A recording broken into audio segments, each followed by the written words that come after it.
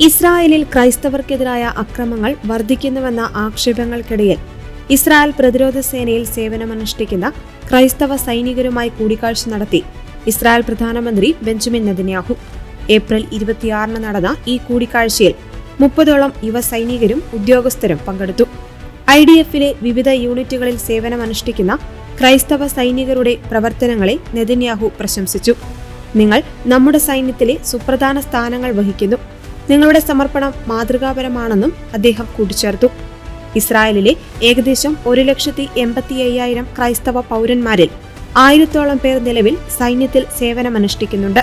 തെക്കൻ ലെബനനിൽ ഇസ്രായേൽ സൈനികർ കുരിശുരൂപം തകർത്തതും ഇസ്രായേലിനുള്ളിൽ ക്രൈസ്തവ പുരോഹിതർക്കും പള്ളികൾക്കുമെതിരെ നടക്കുന്ന അതിക്രമങ്ങളും വാർത്തയായിരുന്നു.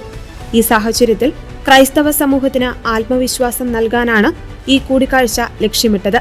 ക്രൈസ്തവ ലോകവുമായുള്ള ബന്ധം മെച്ചപ്പെടുത്തുന്നതിനായി ജോർജ് ദീക് എന്ന ക്രൈസ്തവ നയതന്ത്രജ്ഞനെ ഇസ്രായേൽ സർക്കാർ പ്രത്യേക പ്രതിനിധിയായി നിയമിച്ചിട്ടുണ്ട്.